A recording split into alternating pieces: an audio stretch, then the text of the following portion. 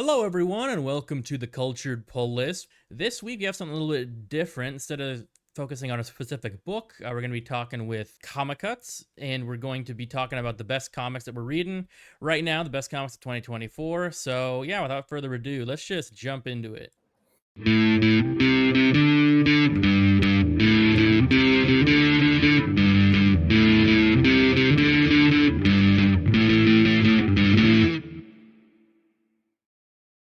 All right, hello everyone. I have Jerry from ComicsCuts with me tonight. How you doing? I'm great, man. Glad to be here. How are you? Pretty good, pretty good. Yeah. I was actually on your podcast, SuperheroCutz, like it was probably Yep. like last month, I think. It was April or Yeah, a March couple or weeks something ago. like that. Yeah. Something like that. Yeah, pretty recently. But yeah, I had a great time with you and Stevie there. It was fun time, but we were more talking about like movies and TV and stuff. Now we're going to be talking specifically about comics, and we talk a lot online on Instagram about comics. So yeah, you're one of the few people I know that's really like actually into like reading comics. Like I have a couple friends that collect them, but they don't really read them. So it's You know, it's so funny because so I started reading comics during like early COVID, oh, okay. and it was new to me then. Mm-hmm. At that point, like I had read pretty much all the James Bond books. I'm a huge Bond fan, Nice, and a nice. friend of mine was like, check out Court of Owls, and Oh he's like, yeah. but you got to get this like special edition book with artwork. And I was like, Yeah, yeah. why? Whatever, I guess it's cool. So like I ordered this Court of Owls book. I didn't really Okay. think much of it, and I read it. And now that like I'm kind of in the world of comics online, I've noticed a lot of people Mm-hmm. just collect them, and it's like that's so Yeah. stupid to me. And I like collecting things. I'm a huge sneaker collector, but Yeah. I wore my sneakers. I wear my sneakers too. Like Right. some of them, I get it. Like if I had Mm-hmm. a certain pair that's like worth so much, and there's only so few in existence, Yeah, maybe that's not wear fair. those. Like Yeah. if you had the first edition of the first Action Comics or Yeah, well, yeah. Detective 27, Some you're not crazy gonna, like that. Yeah. right, you'd be an idiot if Yeah. you read it. Yeah. But to be into comics, to just like put them in a long box and stash them away is kind of stupid to me. Yeah, I mean, for me, if I'm gonna buy something, I kind of want to like use it, or at least get enjoyment out of it. I'm not really gonna get enjoyment out of it if it's just kind of like sitting there. Like Right. same thing with my collectibles too. I usually take them out of the box and display them and everything. Some people just like to like have them in mint condition, which fair enough. But yeah, again, like with comics too. Like I started when I was a little kid, like reading them. So I'm like I like collecting them, but I really like reading them and the stories and everything. So. Yeah, I totally Yeah. agree with you on that. Yeah, before we start getting like this talking about, some great comics we've been reading, I did want to cover just some really quick comic news. It's a really brief story, but apparently Marvel printed the end of last month, Marvel came out with Daredevil #8. It was like this special edition, like 60 celebrating 60 years of Daredevil. But Okay. apparently they're recalling it because it was like a major misprint. Apparently it's missing. No. Apparently it's missing like 16 whole pages. It's supposed to be an 88 page special, but it's like 16 pages are just gone. I think that You what? don't send it back. Don't No. send it back. So the way they're doing it is, I guess they're letting people return it to the comic shop.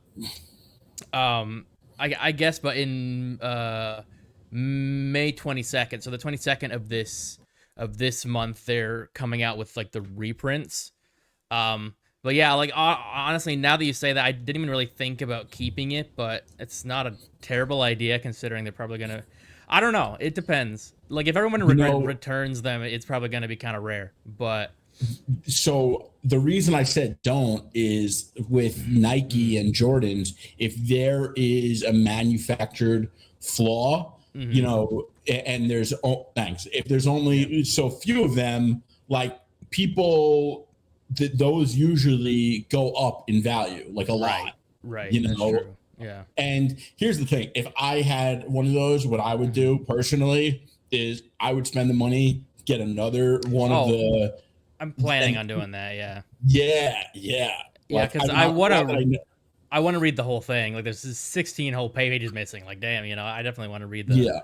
full version. But Why wouldn't you just buy, like, if you don't mind me? I see. For me, I would rather read it digitally and then buy it and put it in the plastic and put it aside. That's what I would do. oh, I see what you're saying. I mean, I guess I And then you don't could. have to worry about. Yeah, Some that's a people fair like reading point. it the paper.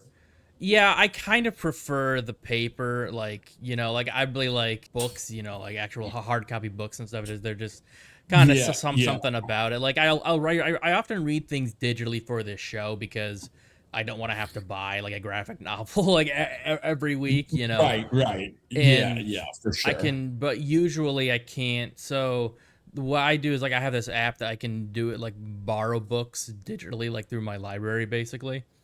Um, Oh, that really?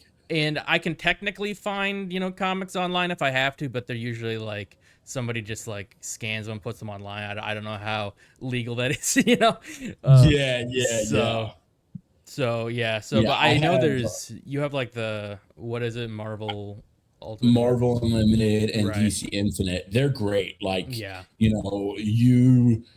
So if I read it on my iPad and then I'm somewhere and I don't have my iPad, like it leaves where I left off on my iPhone. So I Oh, that's love, cool. yeah, the convenience of That's it. nice. And it holds. So like, say, sometimes I'm in the middle of a series and then I get into Hmm. something else and I kind of forget about it and I want to go back to it. Hmm. You just goes right to where you were. You don't have to That's nice. write it Yeah. down or anything. So Yeah. it makes it easy. And I think they're like $7 or $8 a month, and they're not bad. And That's not you bad. know, no, usually I think both of them they take like three, depending on the comic. It's like it takes 3 to 6 months. I know DC, you could pay a little bit extra, and then you get new comics a month after they release. Okay.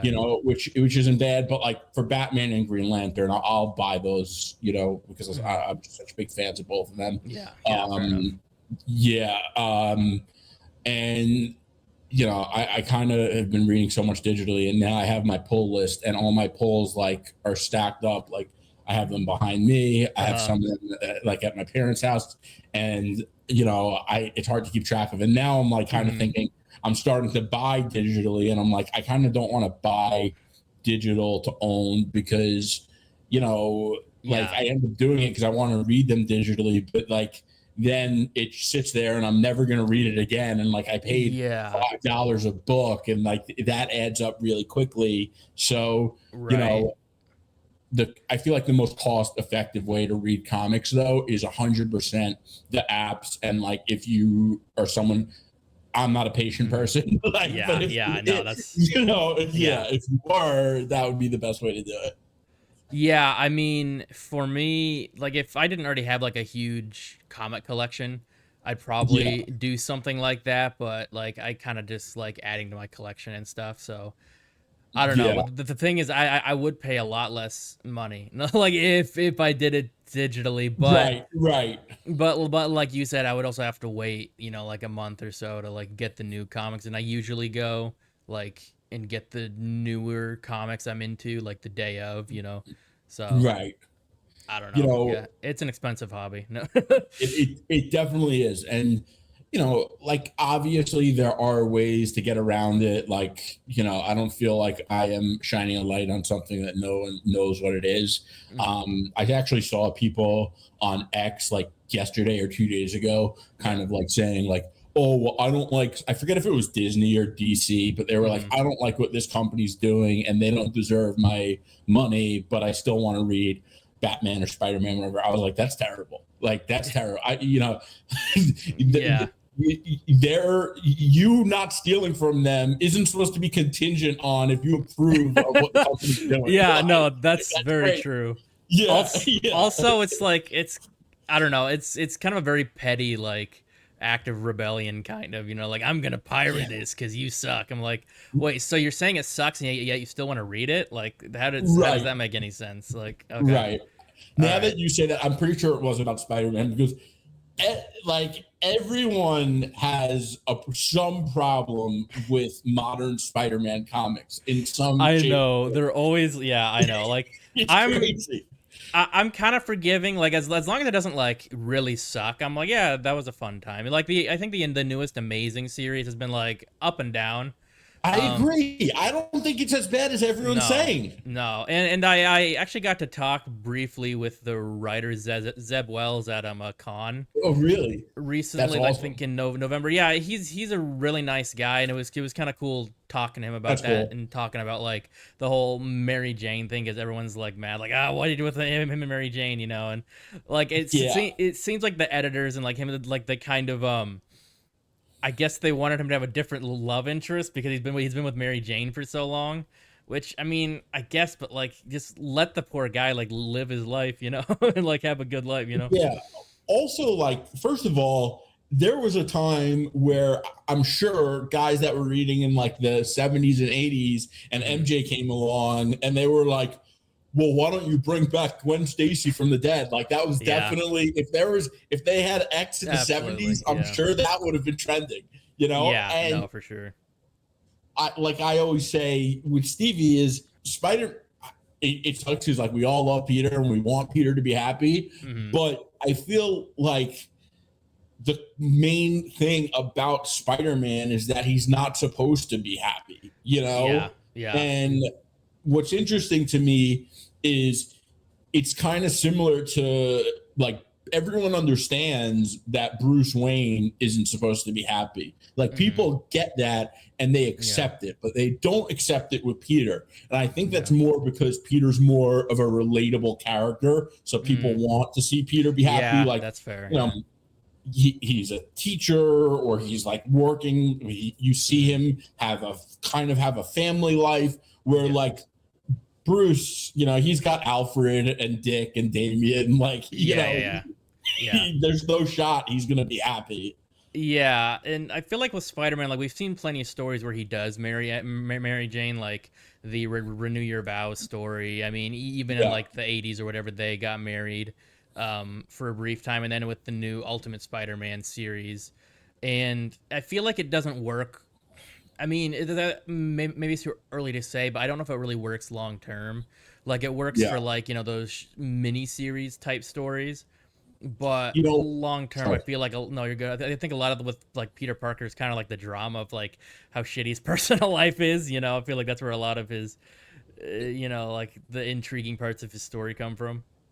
Yeah, and first of all, I think the more I think about it, I think Ultimate is going to lead Hmm. to like. I first of all, I think this is going to be a really long series, just based on how slow they're taking it so far, which I think is a Yeah, good thing. The yeah, longer, the no, for better. sure. Yeah. But I do think that like much further down the line, this thing is gonna blow up in his face, and he's gonna have a point where he's like, "I should have never let the spider Hmm. bit me. This thing Yeah. ruined my life." And like, I do think that train wreck is coming. You I feel know, like I feel like it's probably got to, it has to, because he man. hasn't really had any like formative Spider-Man experiences yet. Like he's had a relatively, besides I think like Aunt May dies at some point, but like Uncle Ben, but like he was already an adult. Like she died recently, I believe, and like Right? Uncle Ben's still alive. He's got a wife and kids. He hasn't had any like tragic formative like Spider-Man events, and yet he's becoming Yeah, Spider-Man. So I feel like something's got to happen to like yeah. put him on his knees. That's kind of always happens with Spider-Man. And Marvel is going to turn it around and they're going to say, like, you don't get to have this life and be Hmm. happy. Like, that's Right. Spider-Man. And, for all the positive things people say and the negative things people say about um, going to the movies for a second here, but Hmm. No Way Home, like, Hmm. I thought the ending of No Way Home was like perfectly Spider-Man. They Yeah, built up this whole for thing sure. Yeah. with MJ and Ned over 3 movies, only to have it ripped out. Well, he ripped it from his life, but you get my Hmm. point. Like, Yeah, yeah. and you know, I also think a lot of the hate towards the Zeb Wells run comes from fans that just refuse to accept that Peter Parker isn't supposed to get to live the happy life, Yeah, yeah. I think you're right. And I think I and mean, MJ. like what you said earlier, like in the 70s, there's always kind of fans pissy about stuff. Like I remember when the clone, well, I don't remember, I wasn't really alive then, but when the clone conspiracy thing Me came out, neither. like with like Ben Riley and everything, like I know when that first happened, people were like so mad about that and like pissing and moaning.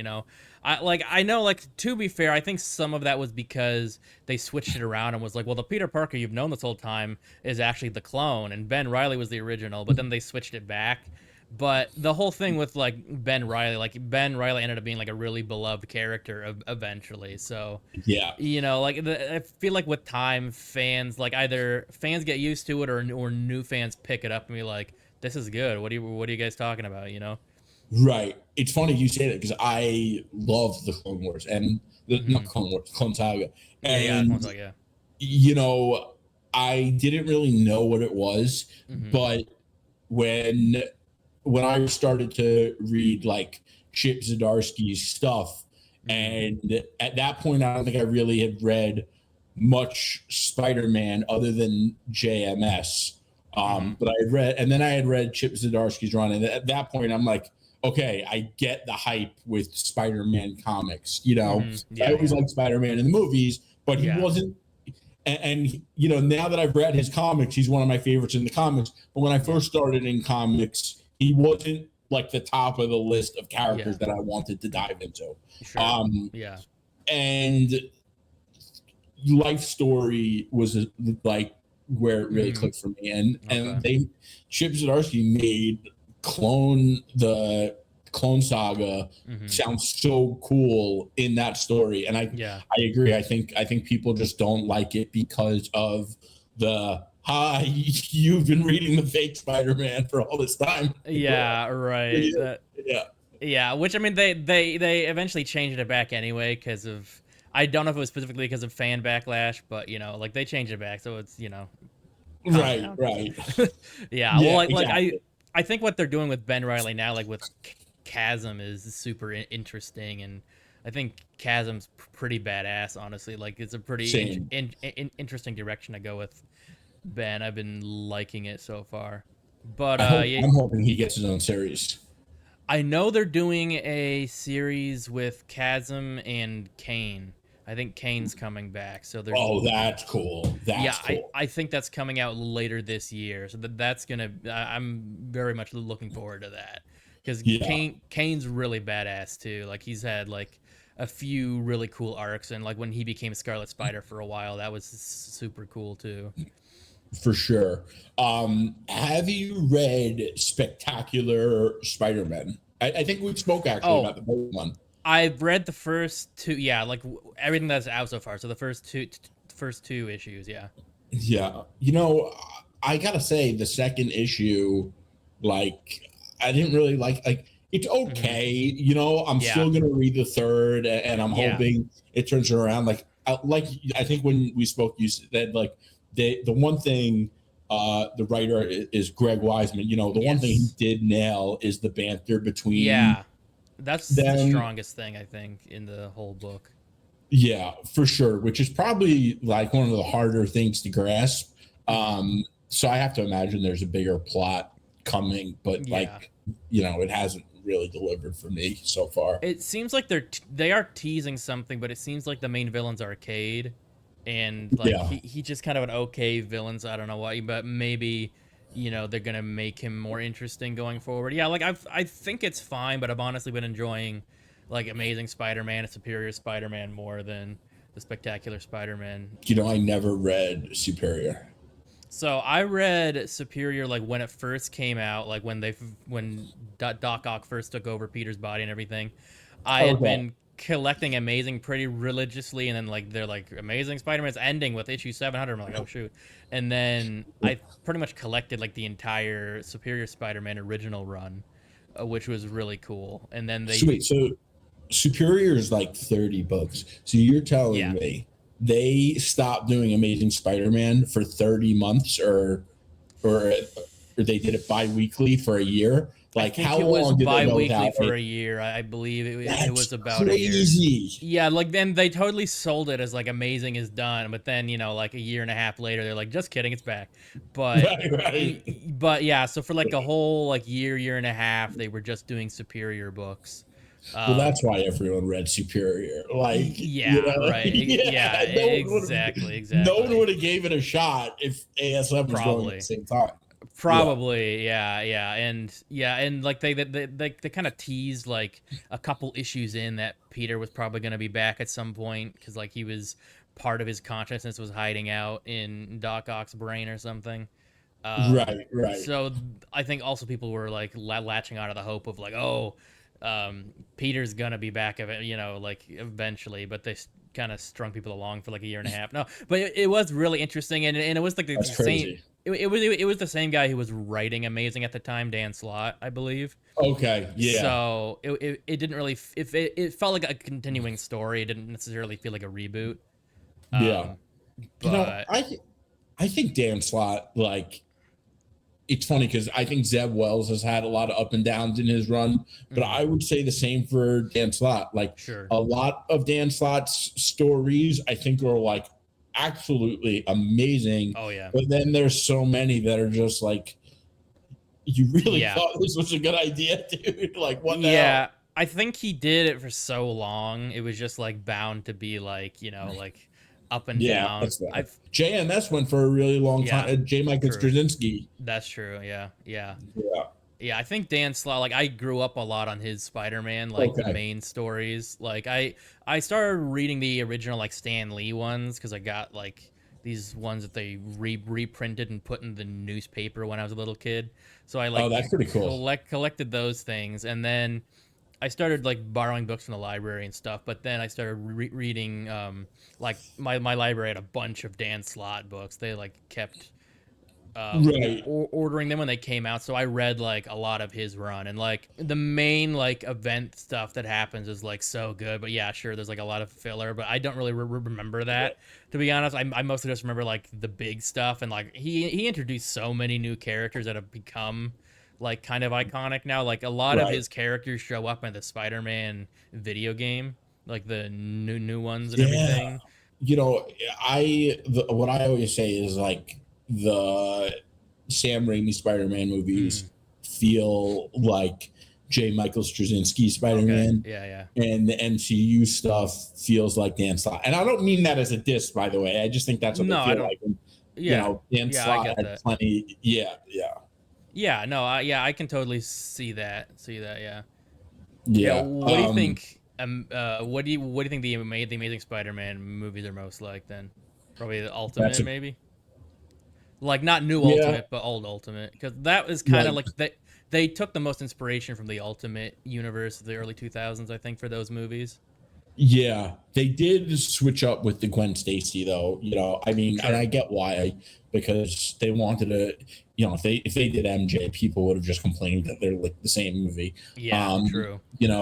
but yeah, they definitely felt more like Ultimate. Hmm. Um, I would say a little bit of Dan Slott too. Yeah, Even though Dan Slott, probably came around the same time. You yeah, know, for sure. my biggest problem, like, I really think that the Amazings are underrated. I think both Yeah. of them get way too much. But the one thing I can't stand about them, Hmm. and this is one of the things I hope people really listen to, Yeah. because if you watch my podcast, the SuperheroCutz podcast, you know how much I can't stand when the fandom on Twitter campaigned for a crap villain. And that's what they do with Mr. Freeze. And Mr. Freeze Oh, sucks. Yeah.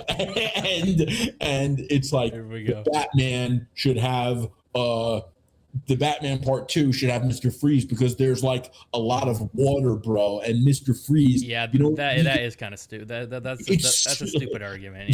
Yeah. yeah. Anyway, Yeah. like, when you think about the Spider-Man, the Amazing Spider-Man, Hmm. what were they thinking when they picked Lizard? I mean, seriously, Yeah. like, No, that he's such a boring villain, and so is Electro. They're only Yeah. good with Sinister Six. That's the only time So, they make sense. well, the thing with Lizard is in some runs he is very interesting because they do like this Dr. Jekyll and Mr. Hyde type thing where he's like fighting against, it's almost kind of like a Hulk thing too, where he's trying to like fight against his inner demons. And like I do agree though, like I feel like the Lizard was a really bad like first villain. And I'm not even sure. Like, I feel like the only way it could have really worked is if they made him like, a mindless monster that's like going around killing people. That could have been interesting. But making him just like a scientist in a lizard body, being like, I'm gonna turn everyone into lizards, was like, it's kind of Yeah. okay. And even in No Way Home, when Yeah. they're in the basement and they're like, Yeah. what you want to turn me into a lizard? And he's like, exactly. Yes. Like, bro, get out of Yeah. here with It that. was.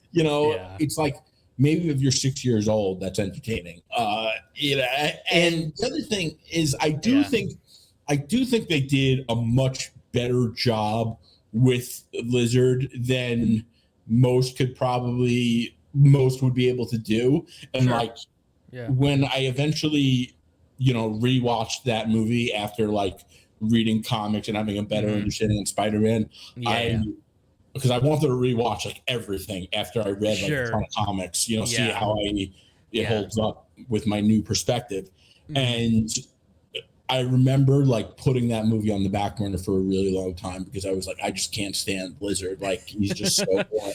And I was like, they actually did a really good job. But I think the reason they did a really good job and they stuck the landing with TASM, the Amazing Spider-Man, is because in the third act, Captain Stacy he delivered like so much emotional depth in the third act that the third act was enjoyable, because the third act usually hinges on the villain's performance. You're following the protagonist throughout the whole movie, and the third act is when they come face to face with the villain, and if the villain sucks, that third act is going to suck.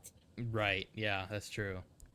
Yeah, no, that's definitely a good point. I feel like that whole thing with Captain Stacy did deliver a lot, and also it kind of delivered some much needed seriousness, because I feel like a big thing with that movie is the tone is supposed to be darker, but then you have a guy that's trying to turn people into lizards and stuff, and you're like, that doesn't seem like it fits like the tone necessarily. We're almost half an hour and we have not talked much at all about like the comics we've been reading. Right. Let's get into that. We get carried away. Cool. Yeah, for sure. So you mentioned a few, like we talked earlier, but like, what do you say is probably like the like few series you've been reading that you think are the best? I think Avengers is up there. I don't think enough people are talking about some of the things they're pulling off in this book. Doesn't Jed McKay write it? Yeah, and he is just, this guy is unreal.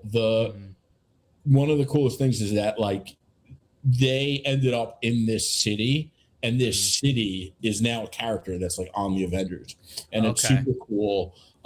There's a bit of Kang in the beginning, but they never really dove into that, and now there are the Avengers are kind of like led into Blood Hunt, which Blood Hunt, right? If you're interested in reading Blood Hunt, I recommend reading Avengers first, because it's part of the same story, and with Blood Hunt, I really loved the first issue. And I didn't think I was kind of hesitant on it, because when I hear vampires, I just think like, okay, vampires are kind of cheesy, like but I always thought that growing up too. And then I loved the Blade movies, and I was like, I love Jed McKay, I loved his Avengers series, and if this is part of it, like, I'm gonna give it a go. And I read it last night, and I was like, wow. And I told you, like, really good. Yeah, it's funny because I DM'd you when you put it on your story. And that was before I had read it, and you DM'd me back after I had read it. So I was like, So did you read the normal or like the extended, like more graphic version? I read the normal just because I couldn't find the red band version on Amazon to buy it digitally. Okay. But my shop is putting the red band aside from me. But I'm pretty sure the red band, like I think you posted, it's in a plastic casing. Yes. Yeah. Yeah, I'm not opening that. Like I am gonna put it to the side, you know. And now that I read it, like, yeah, I would prefer to read the red band version, but not to the extent where I'm gonna read a book twice that I just read, you know. Like, yeah, I'm kind of considering getting another copy because I kind of didn't realize that it was like going to be in a sealed poly bag. I guess I should have known, but so I opened it. I'm like, huh. But like, I did open it because like I'm not gonna buy this and not read it, you know. right. But I kind of am thinking of getting one that's, you know, sealed. Yeah. But yeah, but the red band, like I obviously haven't read the the normal version, but the red band, like, yeah, there's a lot of dismemberment and stuff in it. Like I can see why it was. That's awesome. Yeah, like, they definitely were like, yeah, we're gonna make this gory, you know. You know, and to do a vampire story in like today's day and age, it makes sense because first of all, like I'm a fan of innovation. I like watching creatives in any field, technology, sneakers, fashion, you know, storytelling. I like seeing stuff that's new that hasn't been done before. And you know, maybe I'm still relatively new to this, you know, even though I read a ton of comics, like, and maybe there are stuff out there that's a bit more gory and doesn't come with a red band wrapper around it. I haven't seen it. But this book was crazy and it was fast. It was fast paced. And then the twist at the end, which, you know, I feel like we can't really talk about because if you want to read it, that's like, definitely it's funny because like I was reading comments somewhere and spoiler, certain characters, dead, certain character, and someone else was like, they're not dead. And I'm like, you know, I'm not really sure. Maybe I have to read the red band. So yeah, I was curious like how different it was going to be because at first it seemed like they were just showing these shots of like this is what the vampires are doing to people, and I was curious if like there was any legitimate like changes they made between the normal and the red band, you know. But it seems like there is. So that's cool. I'm glad they made it a separate red band version. Yeah, this is really cool. You know, with the crossover events, the thing that's interesting is like I feel like Marvel has a lot of events, and most of them for a long time were fire. And you know, when I read what's his name, Jason Aaron's Avengers run and his crossover events in that book, that's when I started being like, okay, this sucks because like, you know, I don't know if I really want to read your comic book run. Now I'm required to do extra reading for your comic book run to read this event that I don't really like. And I think at that point I just put the Avengers book down and like, you know, it gets referenced here and there, especially with Moon Knight and, you know, but like when I was giving Blood Hunt a shot, I was really just worried because of the vampire thing, but I had faith in Jed MacKay. I think Jed MacKay is like getting up there for me for as one of my favorite, like top favorite writers where, you know, I'll trust anything he reads and I'll, you know, writes and I'll read it. But yeah, the Avengers run that he's doing is really cool. First of all, the characters, like I really like Sam Wilson. Obviously Steve Rogers is great, but I think Sam Wilson is really cool in this book. Iron Man's really cool in this book. T'Challa is back. You know, they had like some kind of rift, I guess, in the last series, which was referenced in the beginning. But the Impossible City is something that I think is going to become big Avengers lore for a long time. And it's worth checking out. And, you know, it's a really different take on or a different angle with Kang, I should say. That's cool to check out, you know, because I don't want to give anything away because it's kind of like a big ending in a couple of different comics. But yeah, it's cool. It's definitely fast. The action is great. The lore is great. You know, they've taken it different directions with a couple of the arcs. You know, I feel like it's kind of there's so much, so like I don't really know Yeah, what yeah. to talk on it and much further. But I'll also say I think Ultimate Spider-Man is so cool, and Yes, yeah. it's yeah, That's been great. Yeah. I think this could be my favorite comic right now. I think it's mine, honestly. Like, it's such a good, like, I feel like for me, the original Ultimate books never really grabbed me. Really, Um, I I don't know. I kind of grew up on the 616 universe, so I didn't okay, really start reading Ultimate until I was already like fully ingrained in that. So I'm like, like I know why they made it. They made it for so people could just jump in, and not have to know about all, like, the 40 something years of lore. But for me, right, I was kind of invested in that lore. So like having the new stuff, I would just kind of this kind of feels like a you know cheaper yeah. imitation of the original, like, and they're trying to, like, you know, I mean, So for me also, it kind of just felt like they were trying too hard to be like, like new and hip for like 2000s, audience. so it's funny you say that because I didn't really like when I was younger, I thought comics were cool, but I wasn't like I was always like reading's whack, like schoolwork is whack. I Yeah, was so fair, out of my yeah, mind when I was a kid. yeah. But there was a comic store that so I grew up on Long Island, and Mm-hmm. my father works in the garment district, which Mm-hmm. is like all Midtown Manhattan. Right. So I was always into superheroes. So my dad would take me to the comic store, Midtown Comics, which Oh, I always thought was it's like a famous yeah, store. yeah, yeah. Um, I would always go in there, and at the time I collected cards, I would be like, oh, what is the most valuable comic? And they're like, well, we have this first issue of Daredevil, and we're trying Oh to sell it shit. for $2,000. And Dang. like hearing $2,000 as a kid, I'm like, I'm like, wow, what? Yeah, right. yeah, yeah. But I was into Ultimate Spider-Man. Like I always Mm, thought the Ultimate Spider-Man books looked cool, and the yeah, Mark Bagley design looked cool. yeah. So when I got into Spider-Man, that was one of the runs I read, and I Gotcha. think I stopped reading after like 50 issues. It was cool. Mm-hmm. They touched on a lot of the iconic Stan Lee stories with their Yeah, own high school spin to it. So that was yeah, cool. But and I kind of appreciate them going back to Ultimate, but I do think what they're doing with the Ultimate Universe this time is much cooler than what they did back then. Like, you yeah. know, the Black Panther book is also Yeah, awesome, but I guess yeah. we'll stay on Black this. Panther. Yeah, yeah. That's Yeah, I know I get all over the place, but yeah, the yeah. Spider-Man what's really cool is that Mm-hmm.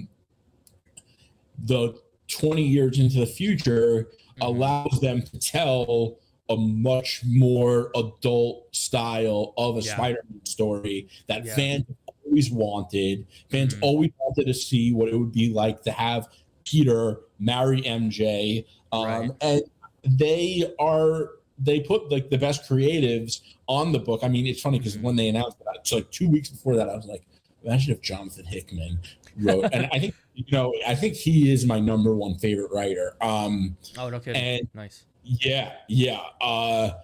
Scott Snyder's up there, Mm-hmm. but I think Hickman takes the cake as number one, Yeah. just because he's always like pushing the boundaries of what comics really Mm-hmm. could be. And yeah, the story is so cool. I think it's so hyped. I mean, everyone's obsessed with it, Yeah. and I love that everyone's obsessed with it because I think that they took a risk with this, like Yeah. because Yeah. this could have fallen flat on their faces, Mm-hmm. and fans are not happy with what's going on with Spider-Man right now, Mm-hmm. so they took a gamble, and it's a good thing that they did, and it's a good thing they're successful with it Yeah. because now they know Marvel, DC, even Image, they know they could do this kind of thing with Mm-hmm. other characters. And I'm sure we're going to see something like this from DC, which would be really interesting. Yeah. But yeah, I think that they're having a lot of fun with it and they're taking it slow. And I love the world building with, Uncle Ben and working with J. Jonah Jameson is genius. And, Harry, like, Yeah. that scene recently, I mean, that was like straight out of The Dark Knight. Was that, did I speak to you about it? I know I posted I it don't on my think so. Okay. Yeah. But, that scene when Peter and MJ were out to dinner with Harry. Yeah. Yeah. I mean, and even True, yeah. the dialogue could have been taken straight out of that scene from The Dark Knight with True. Bruce and Yeah, that's true. I Two-Face. didn't really think about it that much, but that's a good point. Yeah. Yeah. I have no doubt in my mind that that was like inspired by The Dark Knight. And, Probably, yeah. Yeah. The Black Panther book is super cool too. And I know, that was the next on the list. So, what do you think about the Black Panther one or Spider-Man? I guess it's whatever you want to talk to. Yeah, the Ultimate Spider-Man. What I really like is that, well, the kind of the whole Ultimate Universe as a whole is they're really doing they're trying to do something really different. They're not just like retreading the same stories. And for me, I feel like the whole point of the multiverse and alternate universe type stuff is like doing something very different, not just retreading the same stuff, but in like, a different year, So Such a good point. Such a good point. I really like that they're changed. Like they made Peter like 35. He's got two kids. He's married. He hasn't been Spider-Man at all, and then like he just has to suddenly become Spider-Man as a 35-year-old man.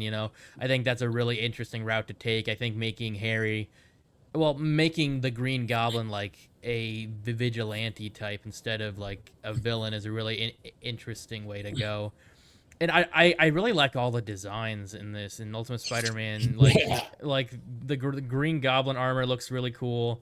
The Bullseye armor, the Bullseye suit looked really cool. I really like that Peter's suit can like change form. Like at first it was black, and then he like tried all those different styles and settled on the classic look.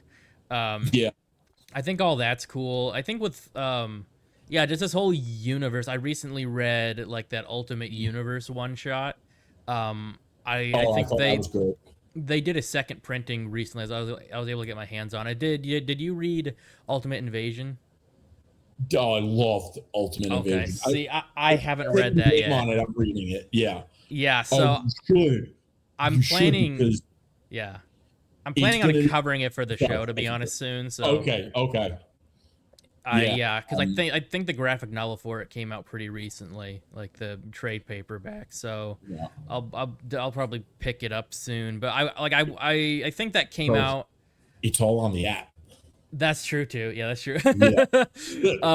I wasn't really interested when it first came out because I thought it was just like they were doing more with the original like Ultimates thing, and then they were just doing like going back to that universe. I was like, oh, I didn't realize it was like a totally like different, like it's sort of piggybacking off of that because with what's his name, the Maker and everything, but they're doing their a whole new universe. And after reading the new Ultimate books, I'm like, oh, I want to go back and read that to see kind of how it started and everything. And I'm looking forward to the Ultimates book that's coming out in June too. I think that lineup's very interesting. Like they've got like Iron Lad, and Thor and Captain America and everybody. But then they also have Doctor Doom or whatever. So, but isn't it like a Reed Richards version of Doctor Doom or something like that? I think I forget exactly, but I think yes. And I have seen this. I didn't realize it was Iron Lad. I guess I didn't look so closely at it. I knew I was going to read it. I mean, I did notice. I guess I think I noticed it wasn't Hickman's name on it, so I wasn't as interested. That's true. Yeah. There's a sneak peek dropping this Saturday on Free Comic Book. Free Comic Book Day. Yeah, I meant to mention that, but yeah, this Saturday is for Free Comic Book Day. I think Marvel's dropping like a Blood Hunt free comic, and I think. That's like a prelude or a prologue, I'm pretty sure. Yeah, I think you're right. And then they're also doing like an Ultimate universe free comic too. You know, when Ultimate Invasion was announced, and like I said, I saw Hickman's name on it. I'm like, I'm reading it. I don't really Yeah. care anything else. Like, I don't need to read anything about it. Yeah. But I do remember when they announced that book and Marvel Gods, like people were complaining about the pricing on them, which I think it's fair. I think they have been kind of upcharging these books, and it gets expensive for sure. You know, so I get that. Listen, I'm a little older. I have a professional career, so I mean, I'm thankful that I don't have to always worry about that. I'd rather spend less on comics too. But like, I'm not going to not buy a book because it's $1 or $2 extra. Yeah, same. Yeah. I get it though. If you know that's something that you don't want to do. Yeah, no, that's fair. You know, totally fair. Well, it's funny you say that because I purposefully didn't pick up Gods the first issue because it was like $10, and I was like not that interested, and I was like, but I actually found it in a dollar bin like a month later, like the first. I was like, what, really? That's crazy. Yeah, so I picked it up. I'm pretty like, sure damn, that's on really the app now too, by the way. Probably, yeah. No, I'm sure. Yeah. You know, the interesting thing about what you said about the other universe and like telling different stories, which is crazy because I feel like with everything going on with the MCU, now I feel like I'm so used to the multiverse just being an excuse to bring back characters or to cheaply evade the rules of the regular universe. And like, it's annoying that that's what they're doing. And this is the kind of stuff they should be doing. And, you know, what's really cool about Ultimate Invasion and the Ultimate Universe, do you mind if I give a little bit away? I don't think it's a really big thing because you kind of start with Spider-Man. Yeah. So the maker holds like the whole thing of, I'm pretty sure it's Ultimate Invasion, he holds back like what created everyone becoming a superhero. So the whole world is without superheroes. And you know, that obviously changes in each. I already forget how Black Panther became Black Panther, but I was surprised with that because I think with Ultimate Black Panther, that like nothing really changed in Wakanda with Ultimate Black Panther. I think that's my only criticism of that series so far is that there hasn't really been much changes. Like, he still became Black Panther with, you know, the special herb or whatever, you know, the Wakanda had. Not a whole lot changed there. The only thing is that, like, Moon Knight, which is, like, 2 guys now, which is interesting, are bad guys. They're part of the Maker's Council, and they're, like, trying to take over the continent of Africa, I think. And Wakanda standing in their way, The one, as much as I would like, I personally would like there to be something different with this Black Panther than regular Black Panther comics. However, to play devil's advocate and put myself in Marvel editorial perspective for a second. Yeah. You know, everyone reads Spider-Man. Not everyone reads T'Challa. And, you know, and I'm not saying that because it's a race thing. It's, first of all, it's true. No, I know. And number one, Spider-Man's the most popular character ever. Yeah. So more people read Spider-Man than every other character. Number one. Exactly. And if you watch my podcast, you know T'Challa is one of my favorites. So, you know, I do think that fans reading this Ultimate Black Panther, it might get them to be like, oh, wow, I didn't realize how cool Black Panther comics are. And maybe I'm going to want to read others because this one isn't really that different from the rest of them. You know, and one of the cool things about this Ultimate Black Panther that I really like is that, like, to me, the reasons I really like Black Panther are I'm a huge James Bond fan. And T'Challa is kind of similar. You know, he's a king, but he's a king as in part of government. He runs missions for the government. Granted, he decides on missions. And I like that, you know, there's a huge aspect of espionage to his, you know, his stories. And, you know, I think that makes him a lot different than a lot of the other characters. And, you know, that's also one of the reasons I love Captain America comics, which you could say the same about too.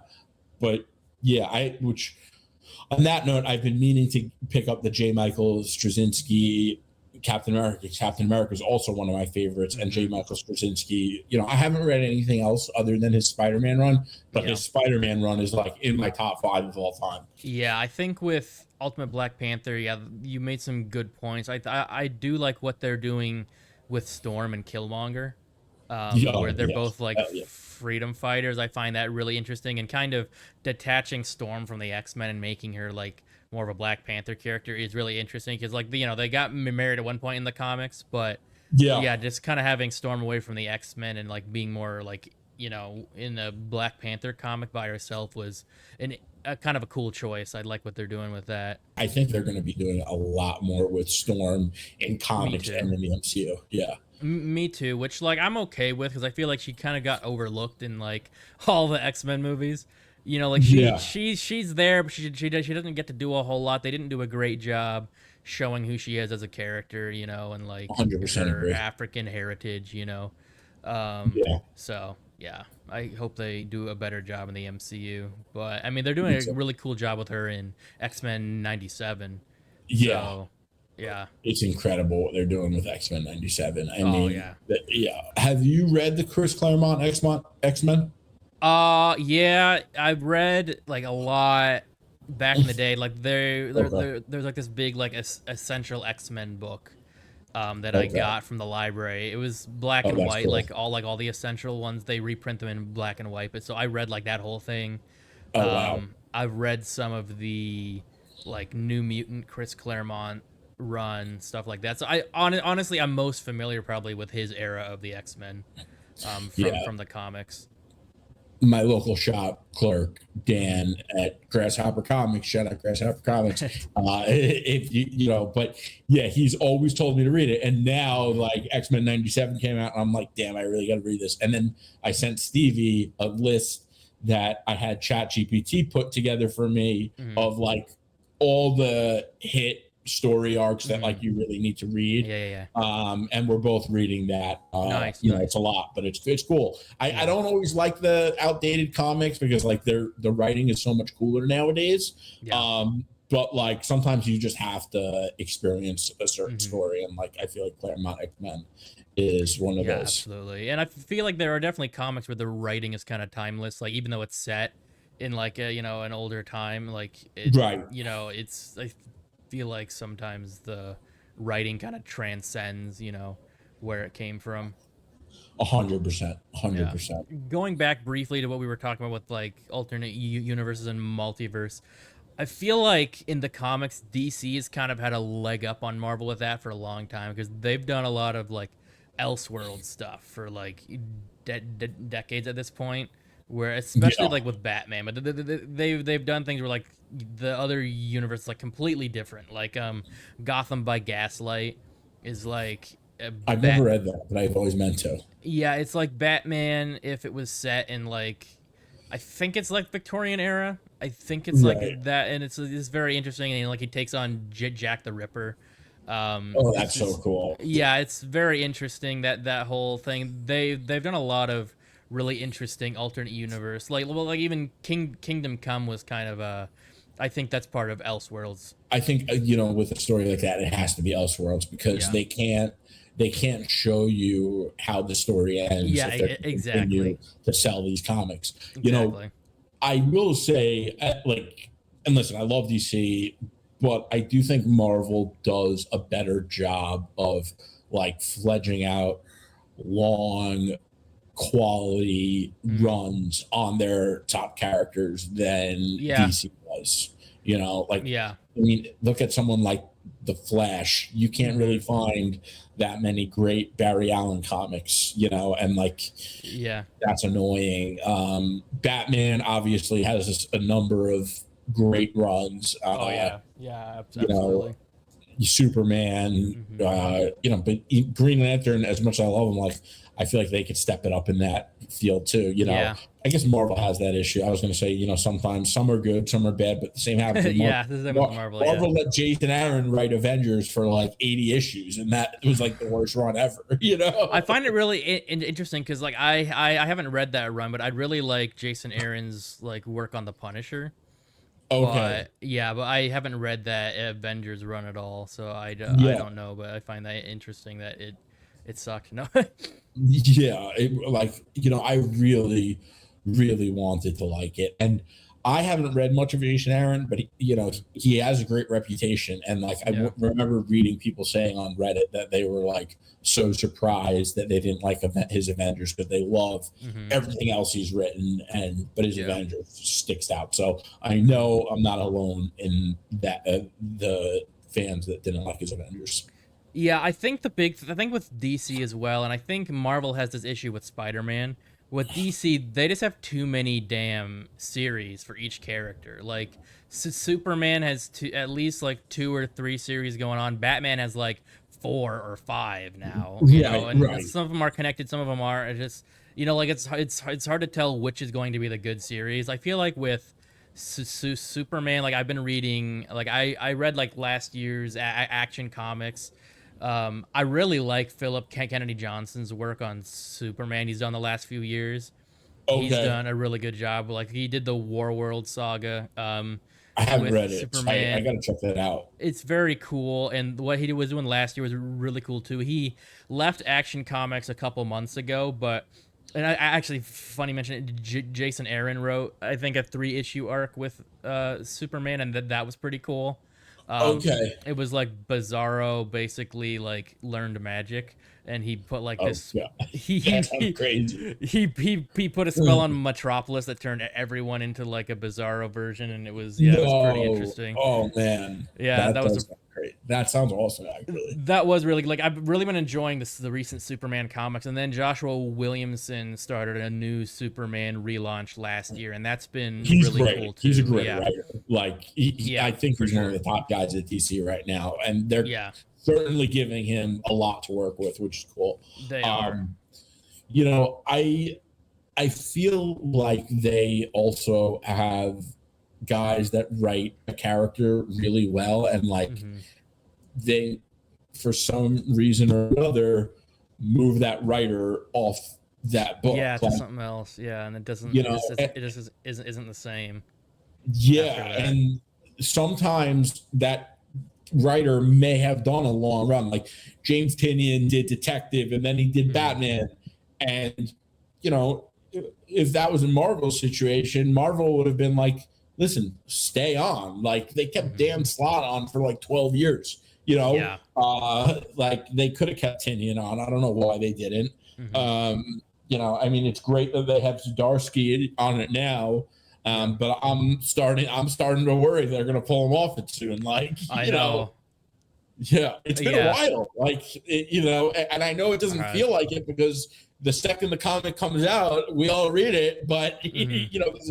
I think that's one of the best books going on right now. Yeah, Um, I agree. I really like everything he's been doing since Failsafe. Like I haven't read before that, but when he introduced Failsafe and like everything since then, that whole thing has been really cool. I you didn't really read the like what he's been failsafe doing. stuff? I know I read the Failsafe stuff, but not before. Like when he Oh, first the introduced Failsafe, I read that stuff and some in between, and then what's going on now. But before Failsafe, I haven't read any other of his run. well, I don't think before. I think it started with failsafe. Did it? Okay, Yeah, well, okay, I well then think I Joshua. guess I have. Yeah, yeah. Alright. I think Joshua Williamson did like Oh, okay, gotcha. books. I think that was in between Tinian. I think it was Tinian, and then I think it was Joshua Williamson for like 4 books. I see, I And then see. they put Zdarsky on it, Hmm. which I remember at the time being like, like let Josh Williamson, maybe they should have put him on Detective. Like, I don't think Hmm. Simon Spurrier's Detective has been so great. Hmm. It's all right. Sure. A Batman book shouldn't just be all right. Like a Batman book Yeah, needs to be, and that's same with true. Yeah, Spider-Man. You yeah, know, like they got to put people on this book that they know could deliver, and yeah, yeah. sometimes they just don't. Speaking of Chip Zdarsky, like Avengers Twilight, we've talked about that quite a bit. That's Yeah, been really, really good. I think there's only one book left, right? I think there's only one yeah, issue left, right. which, yeah, which it definitely feels like it could go on for another like six issues at least. They've really built, like, it's very similar. It's kind of a mix of Kingdom Come and Dark Knight Returns. I think in a lot of ways, it's like kind of a mix of Great those. way It's to really put it. cool. Yeah. Yeah. It's funny because when you ask me for my favorite books, I'm like mad at myself that I forgot this book, Yeah. because this is Yeah. probably my favorite, Mm-hmm. right under Ultimate Spider-Man. Like, it's just such a cool story, and I feel like there's obviously a lot going on wrong in the world right now, and you know, a book like this is such a good reminder that just because there's like, you know, law, order, and like justice at one point in time, it's not guaranteed to stay that way forever. And Yeah. even in a world where the Avengers were like seeking justice and like doing good, you know, the world became like America became like a fascist hellhole of a country, Yeah. and pretty quickly, you know. Yeah. And there are always forces looking to, you know, disrupt and looking to create chaos.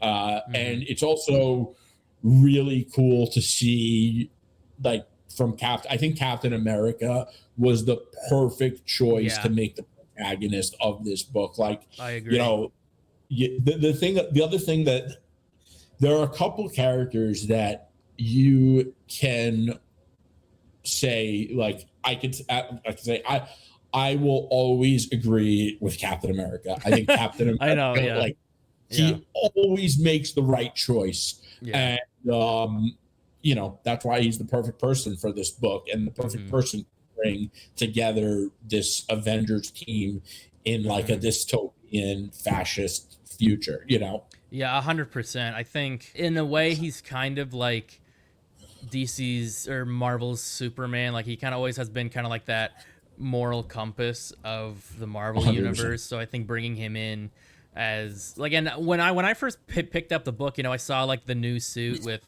Alex Ross, and I was kind of like, oh, is this just like a new like Avengers miniseries thing? Like, I didn't know it was going to be like an alternate universe type story, or like an alternate future. And I was pleasantly surprised with that. Like, oh, this is something like completely different. This is pretty sick.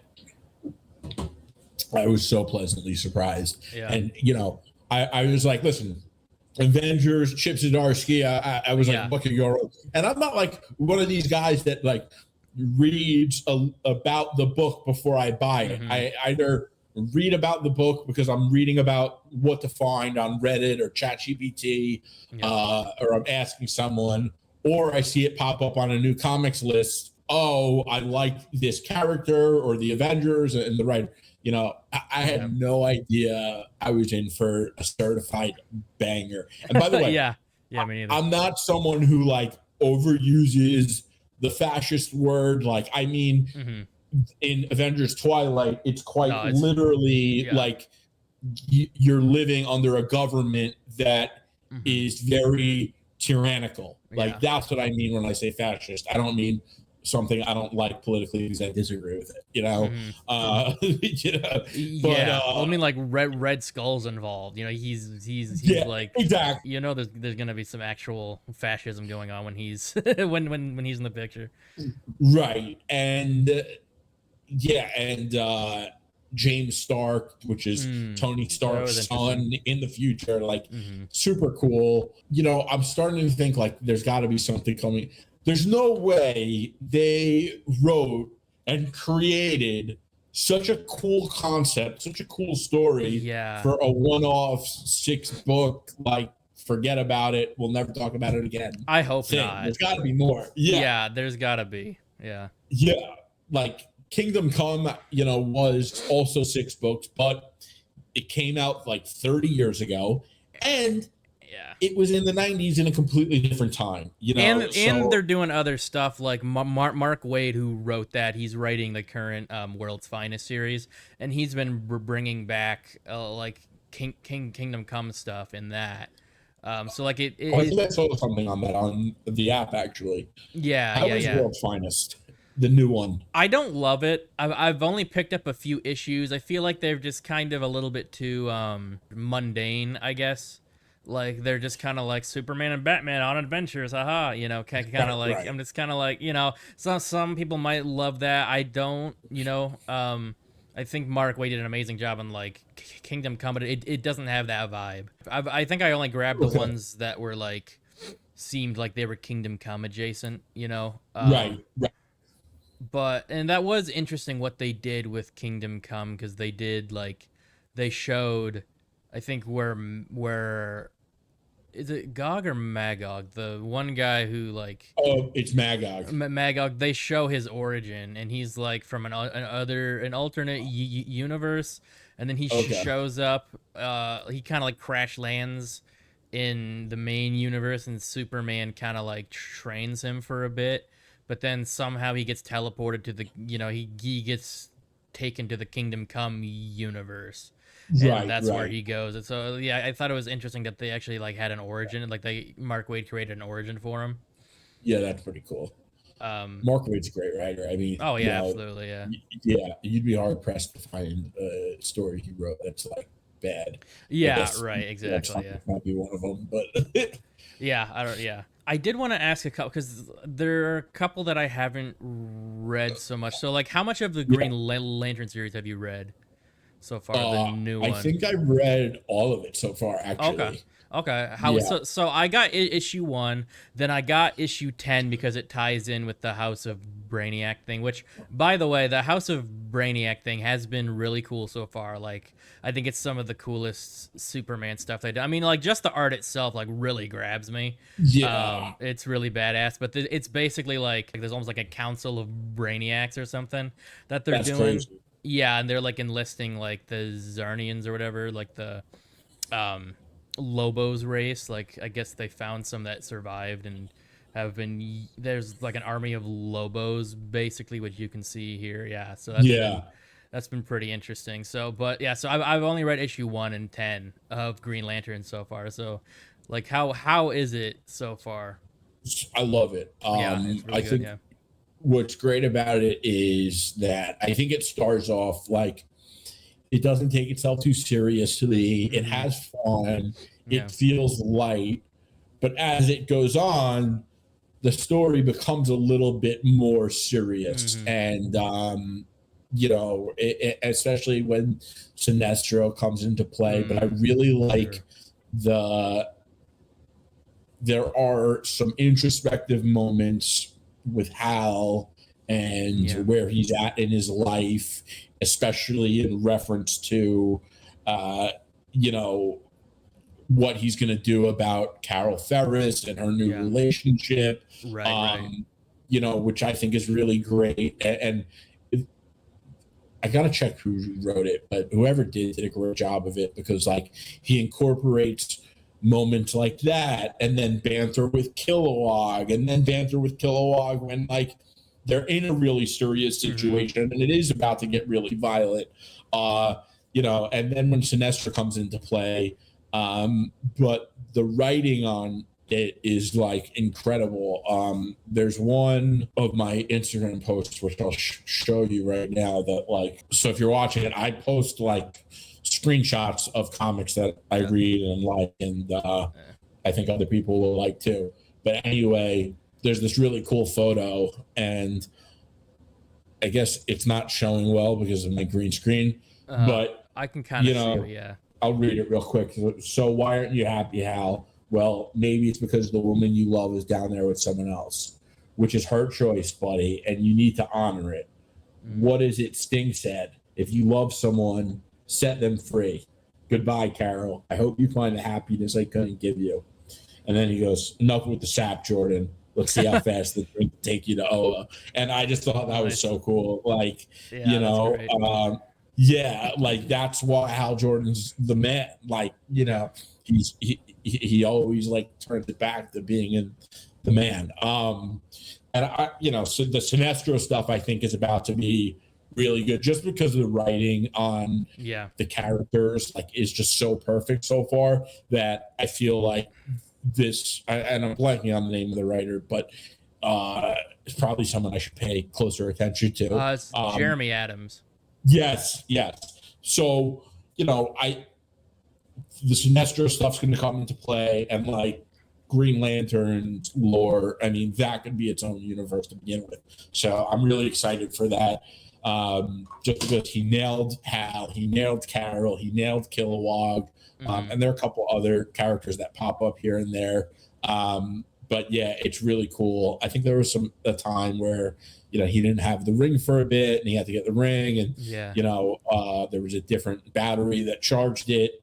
Oh yeah, I was gonna ask because originally, like in the first issue, he shows up and the ring like just kind of shows up. Like he doesn't actually have a ring. It just sort of like materializes on his hand. Have they explained that yet? Yeah, they kind of did. I'm kind of blanking on the details. I read so many comics that sometimes I forget the details. No, that's fair. Yeah. Yeah, but no, I do remember he found like a different kind of battery that charged it, and he was stuck on a different Earth. And okay. Yeah, sometimes also the setting of some of the photos like are just so chill that it's like relaxing. Yeah. Like I felt like I was there at that campfire with Hal Jordan. Yeah, right. So I did want to ask also real quick about Gods, because I read the first 3 issues. How's that one? Because they're wrapping that one up. I think it's like issue 6 or 8 or something. They're almost done with it. Yeah, I think that's got 1, maybe 2 more. It's really cool because this is like I feel like not enough people are talking about this book, man. Yeah. It is special. Like this is a new class of characters, like a new category. Yeah, of characters. 100%. There's Avengers, there's mutants and X-Men, and there are gods. And the concept is that there are the gods of magic and the gods of science, and they have their own lore and different rules, and there's new people that get introduced, and there's different things that they can and can't do. And like there was this one character, and she was trying to help this girl.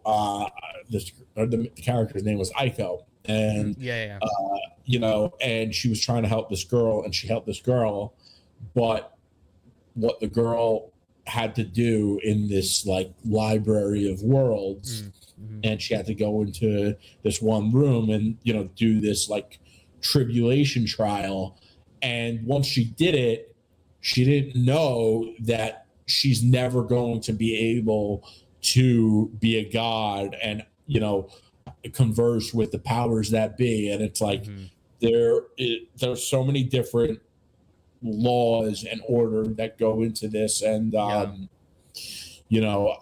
characters and the Aiko and Win, I think, are the 2. Those are the 2 like big main ones. Characters, and I just think that they're so awesome, and like these worlds, there's so much more story to tell there. Hickman who's writing this, he does he loves these guides, and he did this one recently. Yeah, like the ones he did for like the Ultimate stuff. Okay. Yeah, I mean it's complicated, but you kind of get like the idea that like there's magic and science, and then there's like an equilibrium between it that's like based on birth, evil, good, death, but I do think that these characters are going to be around for a while. I wonder what Marvel's going to do with them and how they're going to incorporate them into the rest of the Marvel universe. But they didn't pay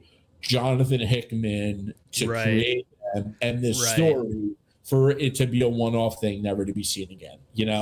Yeah, I mean, and they already kind of they already brought in some other characters like Doctor Strange from the main Marvel universe into it. Doctor Strange is the perfect one for the. Yeah, absolutely. Yeah, I think like just from reading the first few issues, just the world building in that comic is crazy. I was like surprisingly, really like just really grabbed me from like the first issue. Yeah. and I want to finish it, but I guess I was kind of waiting for it to be like done to like finish it. This is a book that's like so complex that Hmm.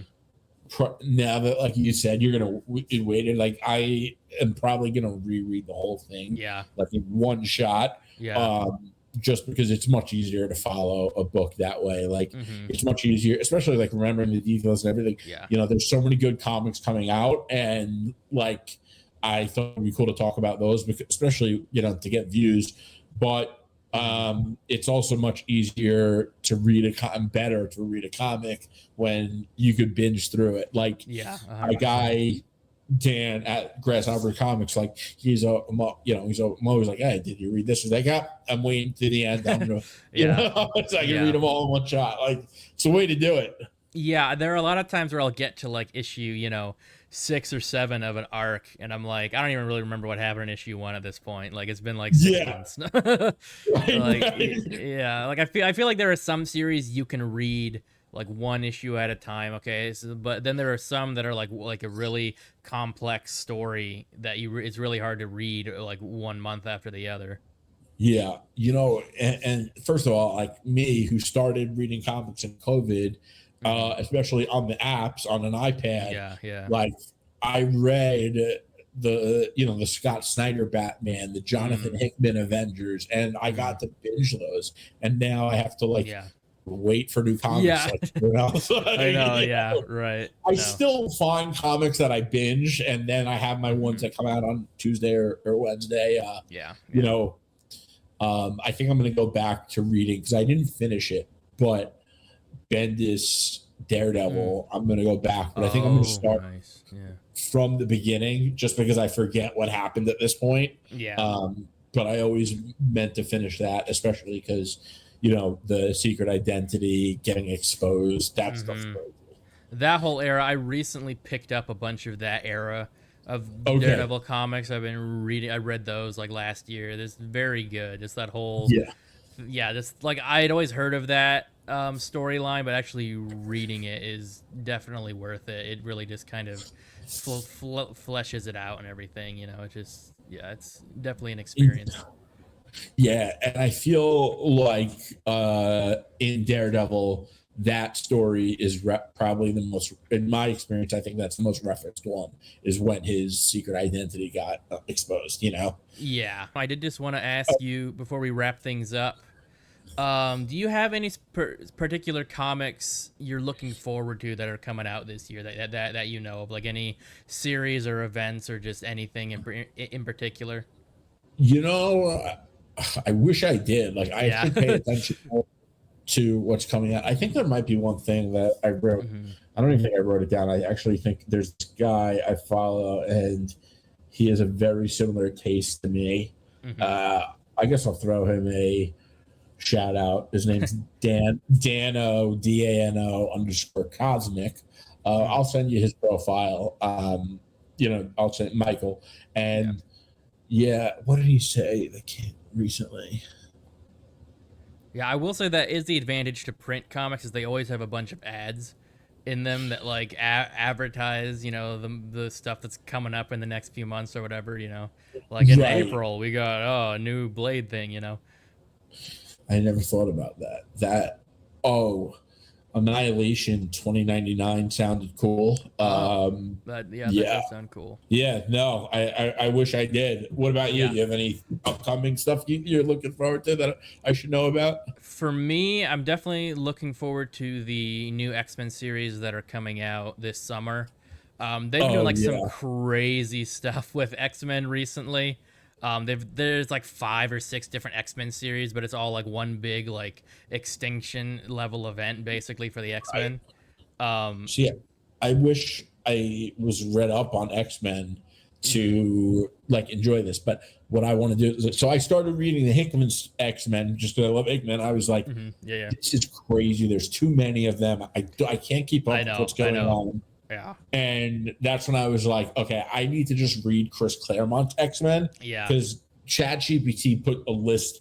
I asked it to make me a list of the stories and the reading orders of Chris Claremont's greatest hits. Hmm. And they did that and they did a good job. And I think that one totaled to like 71 issues. But ChatGPT is now saying Chris Claremont is renowned for his lengthy tenure as the writer of Marvel's X-Men series. He wrote Uncanny X-Men from 1975 to 1991, which amounts to approximately what? Do you want to guess first before I get it? I don't know, like at least 100 something, like 150 maybe. I don't know. 186. Yeah, Crazy. that's a few. Yeah. I think I mostly read like his 80s runs. I think is what I read. I don't remember for sure because I was like 11, so like it was a long time ago, but so the ones that I'm most looking forward to, like I kind of started talking about it, like they're coming out with 3 different X-Men series. It's mostly X-Men, which is gonna be written by Jed McKay. And then they're doing a new Uncanny X-Men, which is more of a like rogue team. The main X-Men is gonna be like the more like institutionalized team, I guess, and then the Uncanny is gonna be more like it's kind of the wild cards going off on their own missions. So I'm looking forward to trying out those. Those look pretty interesting. Yeah, I might try them out too and stay reading the Claremont and go all the way through. Because here's the thing: once I read Claremont and if I get to the point where I'm like enjoying it, I'm gonna rip through it, and then I'll read everything else, and then I'll be like, they don't make enough X-Men comics. right, yeah, fair. No, I have had the same issue you're having with the newer X-Men. There's just so much going on and I'm just like the only reason I'm mildly keeping up is because I know the characters, I know the main characters, but I don't know what the hell's been going on with the comics for the last like 5 years. So I was like a little bit like, oh, okay. So what's interesting to me about the new X-Men compared to Hickman's is like they went back to the retro X-Men logo, which as much as I like, and I think that it's kind of an indication that we're like going back to like old school style X-Men. I don't think it's just a design choice for aesthetics. I think that they're, doing it for an actual purpose. But at the same time, I love the X-Men logo from the Hickman era. And I love all his like guides and like the white pages in the middle of his books and the font that it's typed in. That stuff just looks so cool to me. Like I always loved the typefaces and fonts in Metal Gear Solid and Hickman's X-Men guides kind of felt like Metal Gear Solid style to me. Okay, that's cool. I have 2 other things. Like we mentioned it a little bit earlier, but the Chasm, Curse of Cain that's coming out this summer. That looks like it'll be really badass. Don't really know much about it, but it's coming out, and they're also doing a whole Helverine comic series, and I'm like really interested in what the hell, because they did like a Ghost Rider Wolverine crossover this past year, and at one point Wolverine got possessed by like this other spirit and like fought Ghost Rider, which is a really badass concept. I think it's basically like combining Wolverine and Ghost Rider. So I'm really curious what they're gonna do with that series. Plus, it's just badass as hell. So I want to, I want to read it. No, that does sound really cool. Yeah, but those are the ones that I really know about that are coming out that I'm looking forward to. I generally like whenever there's a big crossover, I generally try it and see if it's good and like read the main ones if they seem interesting. Like I was actually gonna skip Blood Hunt when I first saw it announced. I'm just like another crossover event, but then like the more I heard about it, I'm like, okay, this actually sounds pretty cool. It sounds pretty cool. And then by the time it came out, I'm like, I'm ready for this. And what I really liked about Blood Hunt is like a lot of the events feel similar because like it always feels like they're trying to make it feel so big, but it's really an insignificant, meaningless story. They didn't do that with Blood Hunt. They didn't like inflate it, and it felt like this is a story that clearly hasn't been told before, where I don't want to give anything away, and it's kind of hard to talk about it without Yeah, that spoiler. it is. You Yeah. know, from two guys that are pretty picky with our comics, we're both telling you to read Blood Hunt. So Yeah, yeah. definitely, yeah, for sure. I mean, just the first issue, it's like a mild spoiler, but just like in the first issue, the Avengers get knocked on their asses by like the new, big bads of this series. So like that in and of itself is like, oh, okay, these not only like the characters, but the writer means business, and like this is gonna shake some stuff up. Feels like 100%. But I'm kind of worried that if Jed McKay is writing X-Men, like I hope they don't pull him off Avengers. Yeah, that's a good point. I mean, Those are two big books. he could do more because he's currently writing the Blood Hunt stuff and the Avengers and Vengeance of the Moon Knight. He's still doing Moon Knight. Yep. Yeah. It's different, obviously, because I mean, have you read the end of his Moon Knight run? No, I haven't. Okay. Well, yeah. So the new Moon Knight isn't Mark Spector. Right. Kind of spoilers, but so yeah. So it's been more about like the Midnight Mission and like those characters, and it's Hunter's Moon, right? Yeah, he is one of the main ones, and they're all trying to figure out who this new Moon Knight is. And they just revealed it last issue, I think. And then he became part of the Blood Hunt because, a lot of those characters that pull on like dark energy got turned into like these darkness batteries basically to blot out the sun, right. And the new Moon Knight is one of them. Yeah, kind of wrapping things up. Everybody go follow Jerry on X and Instagram, ComicsCuts.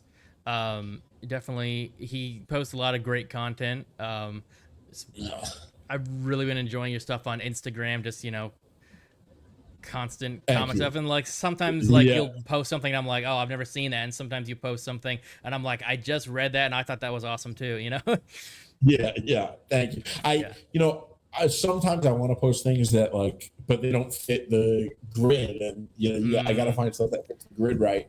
Also check out my podcast. We are at SuperheroCutz with a Z at the end on YouTube.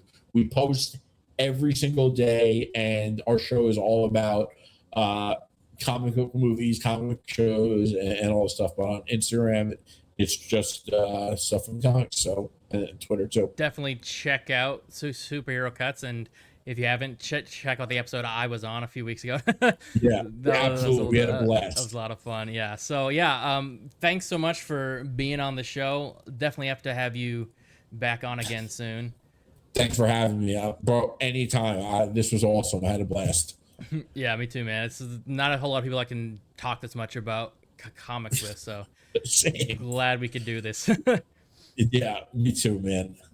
All right, man. This has been TCN Presents The Cultured Pull List. If you would like to support us on Patreon to help us bring you more content, check us out at patreon.com/theculturednerd and look for our show-specific tier if you would like to support our shows. I have been your host, Michael Malillo. My co-host has been Luke S. Our logo was designed by Jose Navarro, and our intro was designed by me. Thank you so much for joining us. Please like and subscribe, that really helps a lot. Scan the QR code on the bottom left to check out The Cultured Nerd on social media. And scan the QR code on the bottom right to check out me and Luke's other brand, Casual Experts, on social media, YouTube, and our other podcast. Thanks again for joining us. We'll see you next time.